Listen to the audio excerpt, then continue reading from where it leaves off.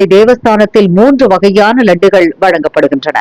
ஆஸ்தானம் லட்டு, கல்யாண உற்சவம் லட்டு, புரோகதம் லட்டு. இதில் ஆஸ்தானம் லட்டு என்பது சிறப்பு பண்டிகை நாட்களில் தயாரிக்கப்பட்டு சிறப்பு விருந்தினர்களுக்கு மட்டும் வழங்கப்படுகிறது. பிரதமர், ஒரு மாநிலத்தின் முதலமைச்சர், பிற நாடுகளைச் சேர்ந்த தலைவர்கள் ஆகியோருக்கு இந்த ஆஸ்தானம் லட்டு வழங்கப்படுகிறது. இது பொதுவாக 750 கிராம் எடை கொண்டதாக இருக்கும். கல்யாண உற்சவம் லட்டு என்பது கல்யாண உற்சவ சேவையில் பங்கேற்கும் பக்தர்களுக்கு வழங்கப்படுகிறது. புரோகதம் லட்டு அன்றாடம் கோயிலுக்கு வரும் வழக்கமான பக்தர்களுக்கு வழங்கப்படுகிறது. இப்படி பயபக்தியுடன் பெருமாள் பக்தர்கள் வாங்கி செல்லும் லட்டு பிரசாதத்தில் பன்றி கொழுப்பு கொண்டு தயாரிக்கப்பட்ட நெய் பயன்படுத்தப்பட்டதாக வெளியான செய்தி பெரும் அதிர்ச்சியை ஏற்படுத்தியுள்ளது.